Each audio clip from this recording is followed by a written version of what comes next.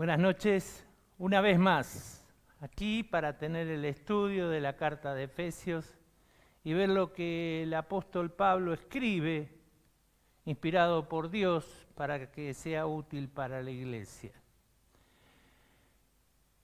Hemos salteado el capítulo 3 y vamos a entrar en el capítulo 4.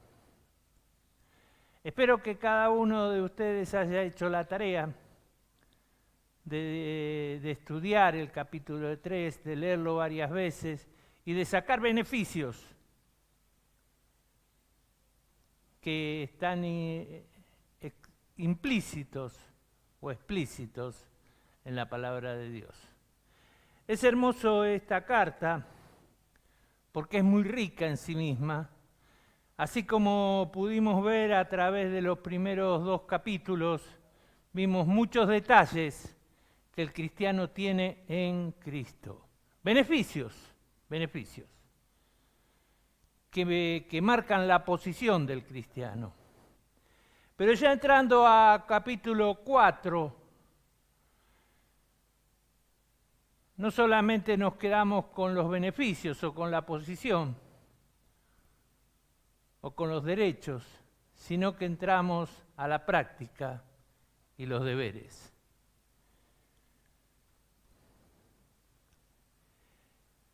Si leemos los primeros 2 capítulos de Efesios, dice: yo pues preso en el Señor os ruego que andéis como es digno de la vocación con que fuiste llamado, con toda humildad y mansedumbre, soportándoos con paciencia los unos a los otros. Allí, ¿quién está escribiendo? El apóstol Pablo, acuérdense, dice: yo Pablo, preso en el Señor. Acuérdense la situación que estaba viviendo el apóstol Pablo. El apóstol Pablo era prisionero de Roma. Estaba no en una cárcel, sino en una casa, con un guardia permanentemente al lado de él. Pero no está diciendo preso de Roma. Fíjense bien lo que dice: preso en el Señor.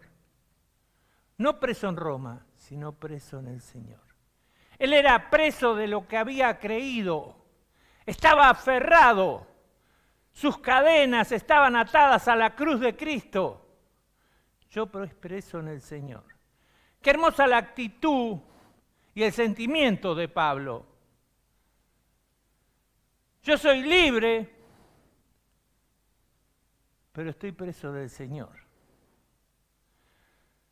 Muchas veces cuando el apóstol Pablo habla de siervo, habla de doulos, que es el esclavo por amor. Y acá es el preso por amor. El que sus cadenas son todo lo que él sabía que Dios le había dado. Y fíjense que esto viene asociado a los primeros 3 capítulos, a donde dice que han sido redimidos, que han sido comprados, que Dios aplicó misericordia para con el creyente, que la gracia de Dios alcanzó a cada uno de sus hijos y que el amor de Dios, que sobrepasa todo entendimiento, alcanza a todos, a todos. Y teniendo en cuenta esto, el apóstol Pablo dice: de esto estoy preso, de lo que he creído, de dónde está basada mi fe, de eso estoy preso. Dice: yo pues preso en el Señor, os ruego que andéis. Esa palabra andar, en el griego, es la palabra peripateo, porque es dar un paso tras otro sin detenerme nunca en un lugar. Entonces la definición que podríamos traer de capítulo 4 en adelante es que la vida cristiana es un andar paso a paso constantemente sin conformarme nunca en un lugar. Habíamos dicho que en los primeros 3 capítulos, vida cristiana era la relación íntima del hombre con el creador de la vida. Ahora, viendo la segunda parte de la carta de Efesios, podemos ver una división y podemos definirla así. Vida cristiana es un andar paso a paso, constantemente, sin conformarme nunca en un lugar. Pero dice, yo pues preso en el Señor os ruego, ¿sabe? Le está suplicando a la iglesia en Éfeso, que anden como es digno. ¿Saben? Esta palabra digno en el griego es la palabra axios. ¿Saben qué significa? Igual peso, equilibrio. Igual precio, equilibrio. No sé si algunos de ustedes han visto esas balanzas con 2 platillos, en el cual se pone un material del otro lado y del otro lado una pesa, que cuando queda estabilizado bien, eso sería igual peso equilibrio. De allí viene la idea de axios. ¿Y saben qué es lo que tengo que poner en un platillo de la balanza? Todo lo que tengo en Cristo. Todo lo que tengo en Cristo. Soy heredero, soy hijo. Fui liberado del mercado de esclavos. Fui limpio por la sangre de Cristo. Tengo perdón de pecados. Y podríamos encontrar miles de beneficios. Y de acuerdo a todo esto que tenés, le está diciendo el apóstol Pablo, te ruego que andéis como es digno, de acuerdo a lo que tenés, de acuerdo a lo que sos.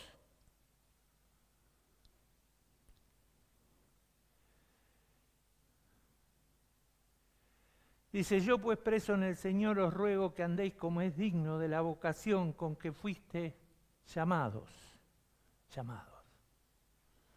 Qué maravilloso es que fuimos llamados. Y yo no conozco tu nombre. Y yo no conozco tu identidad. Pero Cristo te llamó por tu nombre. Cristo te llamó por tu nombre, porque Él te conoce. Él te conoce. Desde antes de la fundación del mundo, Él te conocía. Y al morir por todos en la cruz, te estaba mirando a vos, porque te conoció.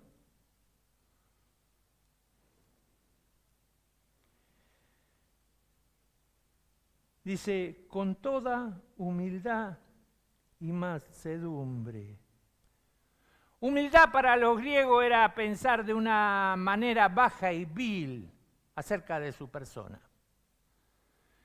Y eso no es una definición correcta de humildad, porque humildad no es pensar que soy menos de lo que soy.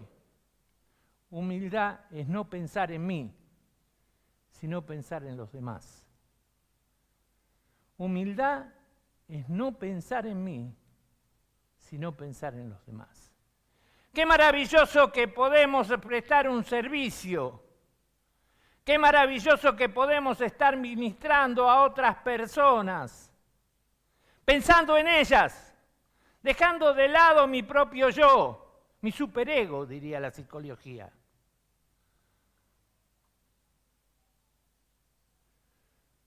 Para poder servir a otro que tiene necesidades.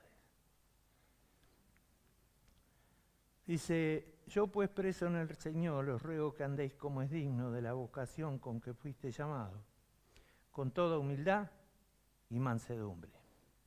Y después utiliza una palabra, soportándoos.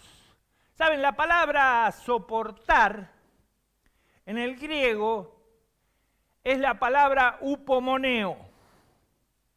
Upomoneo. Y upomoneo significa permanecer debajo. Muchas veces estamos allí frente a la situación con un hermano y decís, no lo aguanto más. No aguanto más esta situación. Y el apóstol Pablo nos llama a permanecer debajo de esa situación. Soportándoos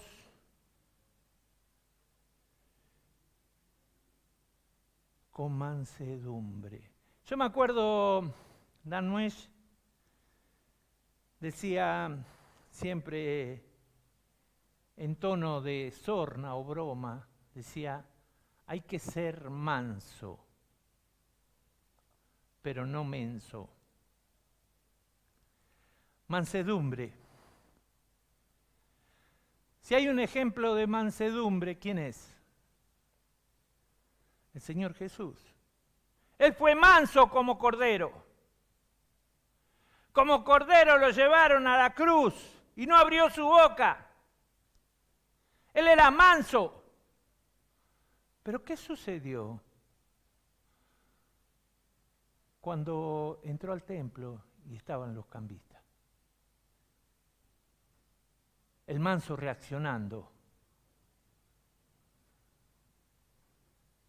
ante la injusticia, ante la mentira, ante el alejarse de la voluntad de Dios. Y los sacó corriendo. Y usó su chicote para sacarlos a los cambistas.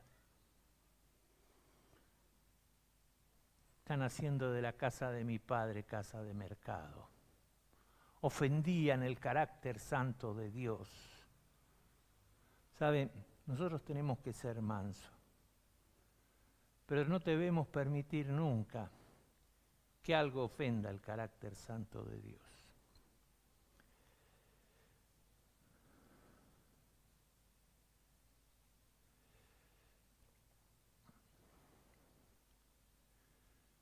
En Colosenses capítulo 3,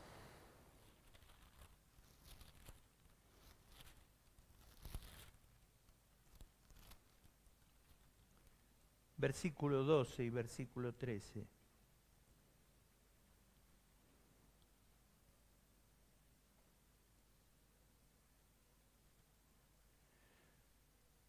Dice, vestíos pues como escogidos de Dios, santos, amados, de entrañable misericordia, de benignidad, de humildad, de mansedumbre, de paciencia, soportándoos unos a otros, perdonándoos unos a otros.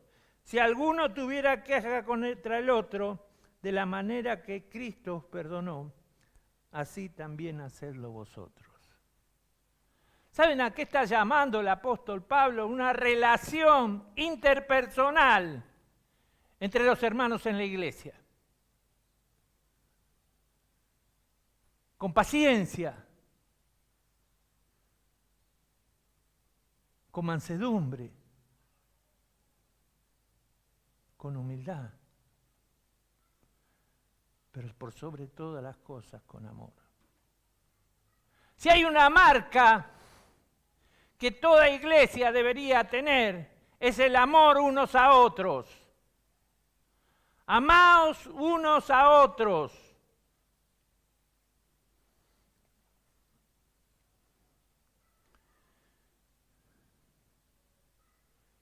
Como les decía,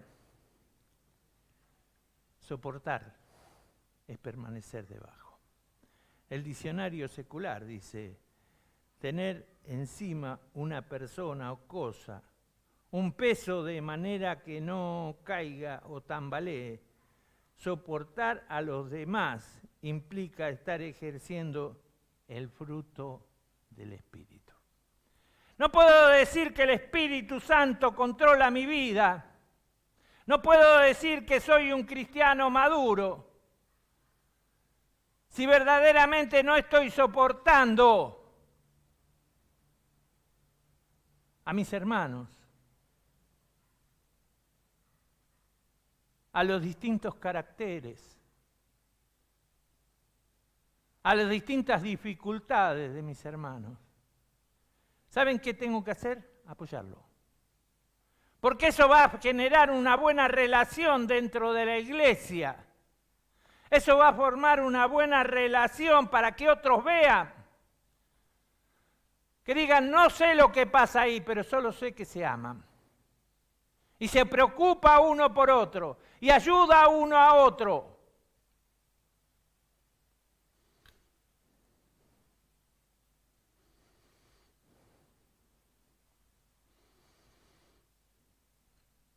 Colosenses capítulo 3. No, Colosenses capítulo 1. Versículo 10 al versículo 12. Para que andéis como es digno del Señor. Me encanta esta frase que viene ahora, dice, agradándole en todo. ¿Querés agradar a Dios? ¿Querés agradar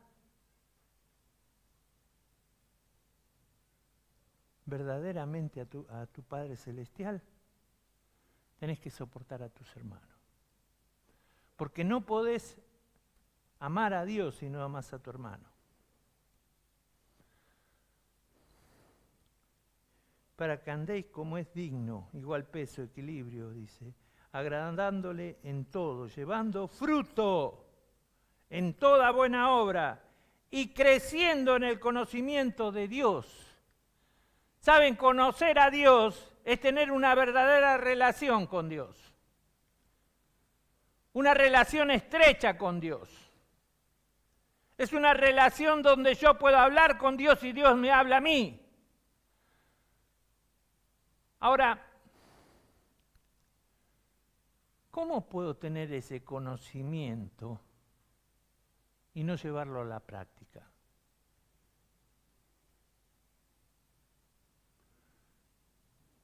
Versículo 11 dice, fortalecidos con todo poder, conforme a la potencia de su gloria, para con toda paciencia y longanimidad, con gozo, dando gracias al Padre que nos hizo aptos para participar de la herencia de los santos en luz. Tenés que pensar que tu hermano, ese que está sentado al lado tuyo, ese con el cual por ahí tenés alguna dificultad,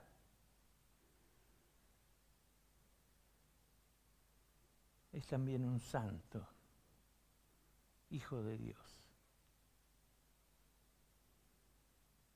que yo debo ayudar. Queremos que crezca la iglesia como iglesia en sí. Tenemos que andar como es digno. Tenemos que tener paciencia. Tenemos que soportar con mansedumbre. Tenemos que amar a todos los hermanos, a pesar de que tengamos diferencias de caracteres, de pensamientos.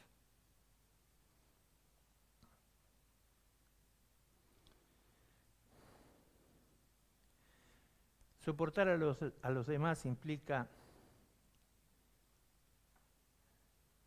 practicar o ejercitar también el perdón de Dios. Muchas veces pensamos en perdonar. Cuando el Señor Jesús le dicen, enséñanos a orar, le dice, perdona nuestras deudas. Así como nosotros, ¿qué? Perdonamos. Perdona nuestras deudas así como nosotros perdonamos. Muchas veces reclamamos el perdón de Dios para nuestras vidas. Y no podemos perdonar algo muy pequeño en la vida del hermano que me ofendió a mí. Perdóname, un perdón vertical. Y de la misma manera que el perdón horizontal, como yo perdono. Perdóname como yo perdono.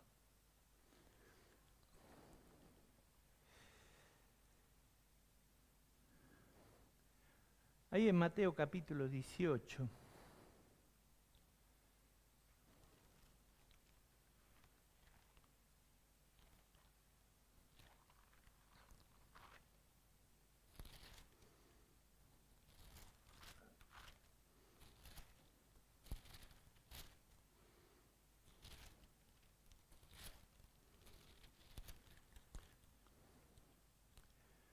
Del versículo 33 al 35.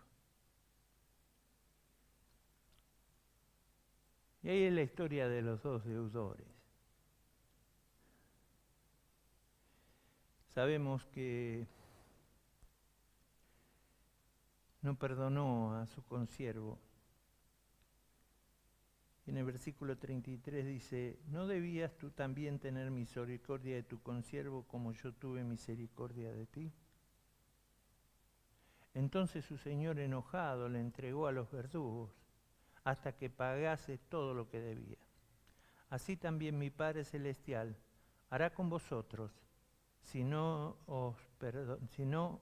perdonáis de todo corazón cada uno a su hermano sus ofensas.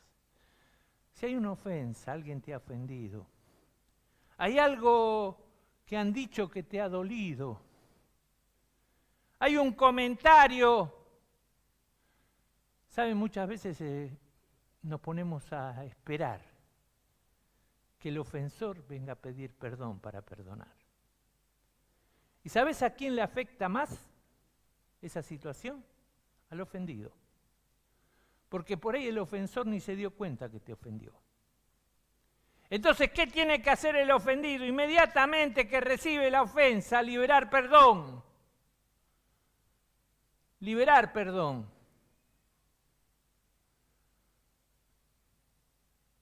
Para quedar limpio, vacío, de lo que puede llamarse rencor, de lo que puede llamarse raíz de amargura. Y cuidado, porque no perdonar trae raíz de amargura. Y alguien me dijo un día, ¿sabes? La raíz de amargura la podemos esconder, porque se esconde bajo la tierra la raíz. Pero a medida que va creciendo y se va desarrollando, se hace una planta. Y cuando ya sea una planta, esa pequeña raíz de amargura, va a ser evidente para todo el mundo.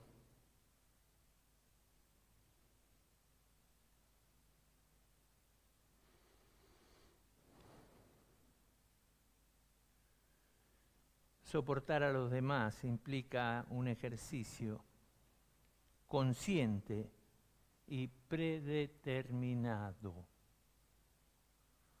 Consciente y predeterminado. ¿Saben? Es fácil soportar a algunas personas, pero muchas veces no tenemos la misma actitud para todas las personas, para todos los hermanos en la iglesia. Lamentable, ¿no? Y andar como es digno tiene que llevarme a una relación con mis hermanos, y una relación saludable es una relación que perdona, es una relación que aplica la misericordia. ¿Por qué? Porque amo a mi hermano. ¿Y sabes por qué amo a mi hermano? Porque Dios ama a mi hermano.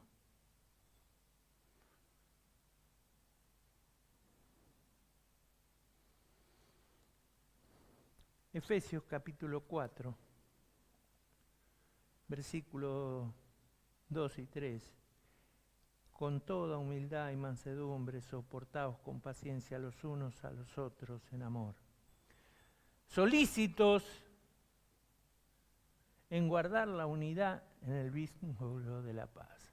¿Saben? Esa palabra solícitos es la palabra espoudazo en griego. Y significa completamente dispuesto, poniendo toda mi voluntad, ¿en qué? En guardar la unidad. La unidad del espíritu en el vínculo de la paz. La unidad del espíritu. Más adelante dice, un cuerpo, un espíritu, como fuiste también llamado, una misma esperanza que es vuestra vocación. Un Señor, una fe, un bautismo. Un Dios y Padre de todos, el cual es sobre todos y por todos y en todo. Allí encontramos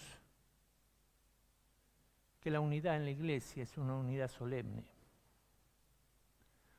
porque tenemos la unidad en el Espíritu, guardar la unidad del Espíritu en el vínculo de la paz. Es sorprendente, es solemne, involucra al Padre, al Hijo y al Espíritu Santo, involucra a la iglesia en general.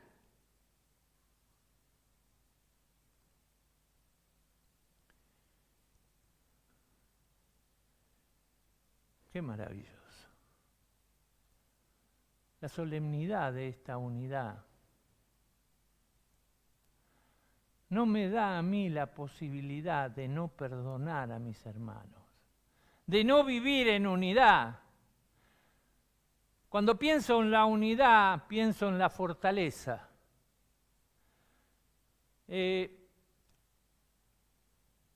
Varios partidos políticos utilizaban como consigna el pueblo unido jamás será vencido. Y la verdad es que es así. Y lamentablemente lamentablemente o para bien, algunos partidos políticos, dejando la consigna, fueron derrotados. Países que eran grandes potencias como la Unión Soviética, fue desbaratado por no guardar la unidad. ¿Saben lo que pasaría con Latinoamérica si Latinoamérica estuviera unido?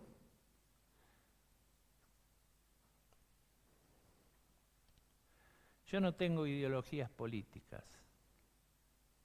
pero te puedo asegurar que la unidad nos hace fuerte. Un día vi a un predicador y sacó una resma de papel y sacó una hoja y llamó a un muchacho delgado, sin músculos, le dijo rompe la hoja y este la rompió. Buscó a otro un poco más fuerte y lo llamó y le dio 10, 15 hojas, le dijo que las rompa, ¡fluc!, las rompió. Llamó al más musculoso del auditorio, al más fuerte del auditorio, y le dio las 500 hojas de la resma de papel y le dijo que las rompa. ¿Saben? El joven, por más fuerza que hacía, se le hacía imposible romper esa cantidad de hojas. Pero si era papel, era débil. ¿Qué lo había hecho fuerte? ¿Saben qué lo había hecho fuerte? La unidad. La unidad.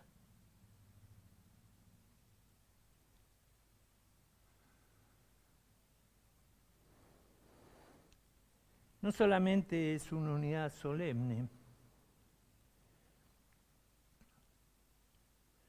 sino que es la unidad puede llegar a ser sorprendente. En Estados Unidos, en un partido de béisbol, el estadio estaba lleno. Había más de 60.000 personas. Y en un momento, en la noche, se cortó la luz. Y al cortarse la luz quedó todo en penumbra, nadie veía, no podían salir. No podían recobrar, no podían regresar a sus hogares porque no podían salir del estadio. Alguien tuvo una idea. Encendió su encendedor. Y poco a uno lo fueron imitando. Y lo que un solo encendedor no podía lograr, muchos encendedores lo lograron. Dar luz para poder salir de aquel lugar.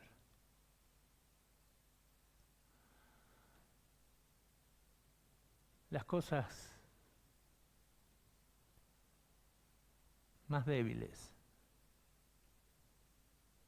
pueden hacer cosas sorprendentes también, como aquella pequeña luz para iluminar todo un estadio.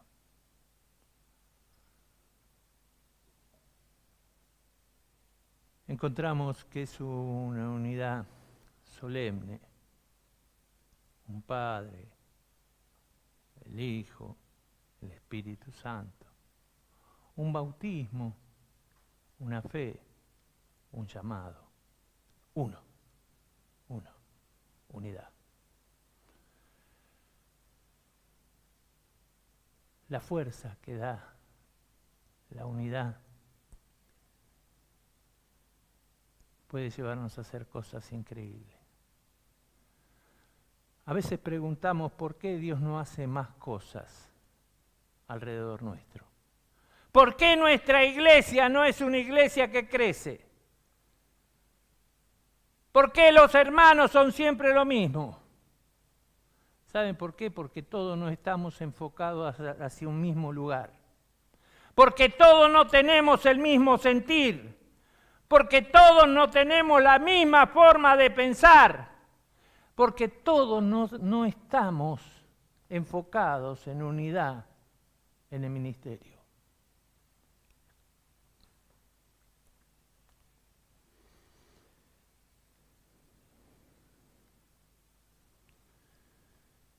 Y eso es sorprendente. La unidad es sorprendente. Porque no solamente depende de vos, de mí, sino que el que fortalece esa decisión de estar en unidad es Dios. El Espíritu Santo morando en cada uno de los creyentes. Cristo salvando a cada uno de los creyentes y Dios el Padre ayudando o fortaleciendo para cumplir su voluntad.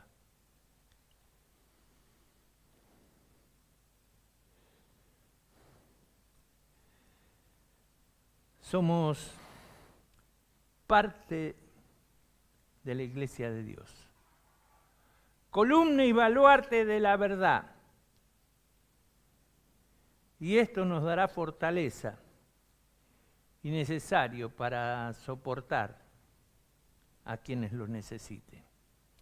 Y una vez que lo logremos, que soportemos a nuestros hermanos, que los apoyemos en mansedumbre, que la misericordia sea una marca de la iglesia, que nos fortalezcamos unos a otros, nuestra iglesia va a crecer. Pero todo esto depende de cristianos maduros, que puedan tomar decisiones correctas. Un día estábamos hablando de madurez. Y a veces tenemos un mal concepto de madurez. Creemos que ser maduro es tener muchos años en la iglesia. Creemos que ser maduro es tener un conocimiento tremendo de la palabra de Dios. Quiero decirte que no. Madurez no es cuánto yo sé de la palabra de Dios.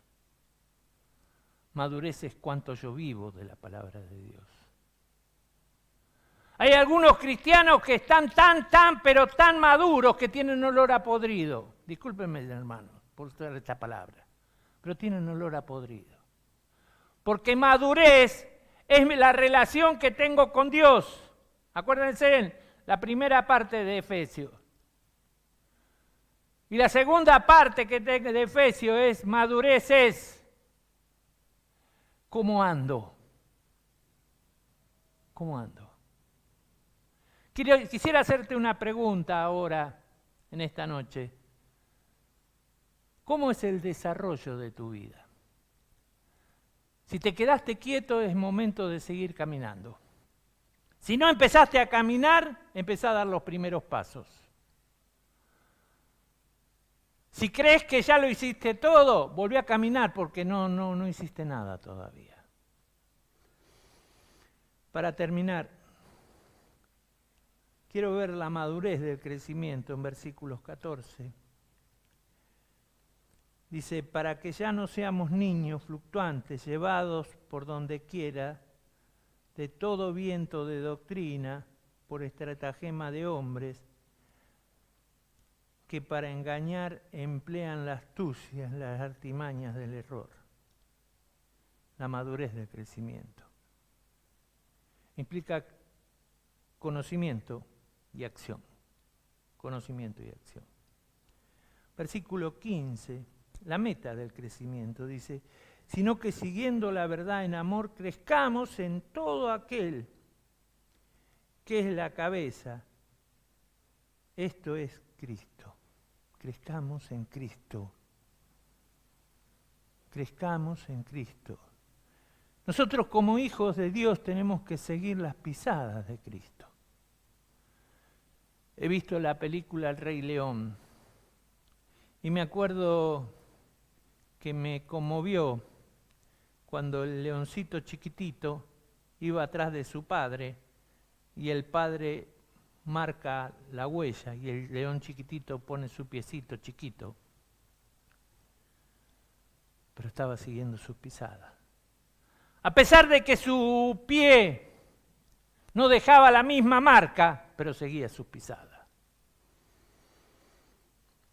Versículo 16.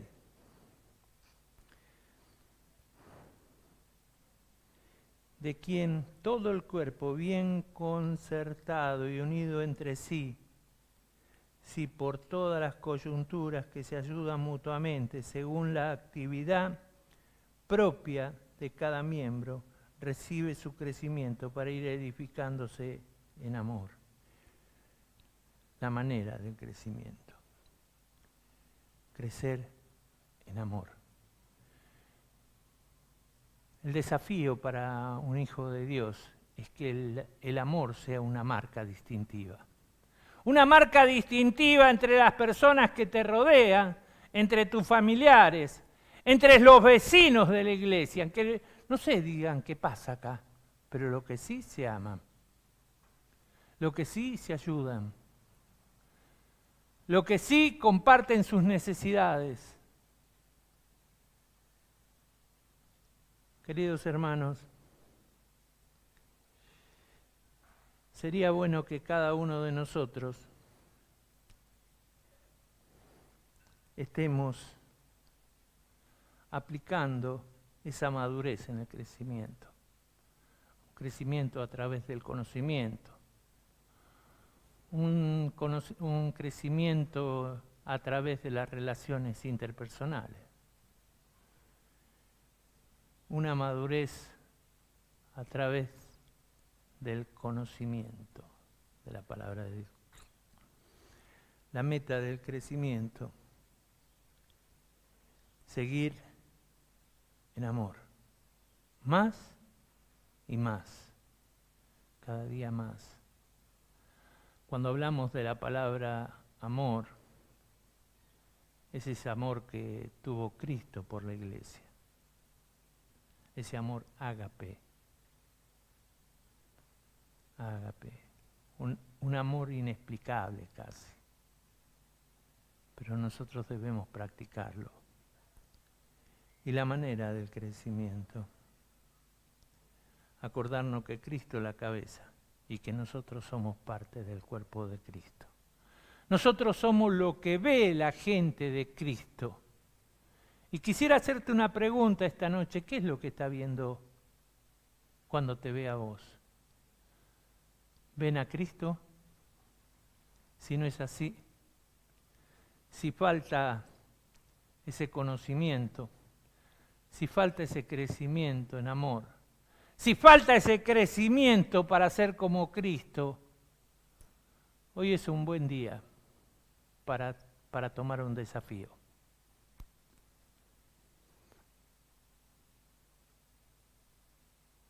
La unidad, el amor, la mansedumbre, la misericordia, todo lo que vimos anteriormente en práctica hacia nosotros lo tenemos que llevar en práctica hacia los demás. Y eso te va a dar madurez. Madurez en la vida cristiana. Bien, terminando con el capítulo 4. La semana que viene vamos a hacer el 5 y el 6. Pero quisiera invitarles, hermanos, que terminemos con una palabra de oración. Y que podamos hacer un análisis al ruego de Pablo. Ruego de Pablo, os ruego que andéis sin detenerte, siempre dando otro paso para poder alcanzar la madurez. ¿Ves que hay un paso en el cual te detuviste?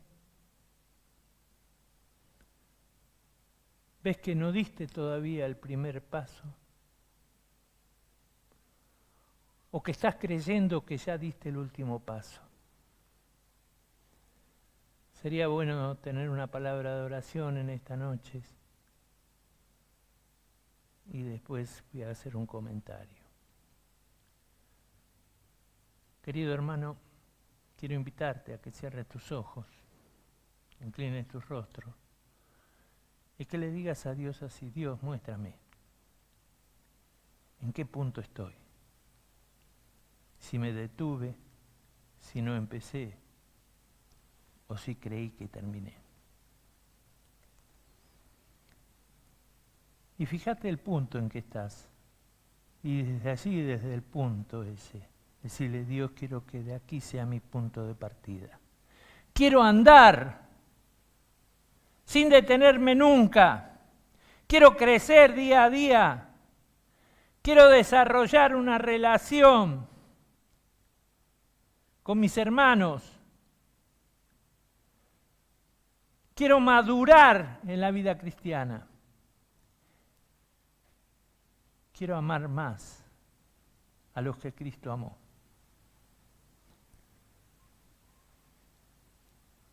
Acordate que para todo eso hay que aplicar la misericordia, la mansedumbre, la paciencia, la gracia y por sobre todas las cosas el amor. Si crees que alcanzaste la madurez, pregúntate a vos mismo: ¿verdaderamente estoy maduro o estoy creyendo que estoy maduro? Y si es así, decirle: Dios, ayúdame a reconocer lo que tengo que cambiar.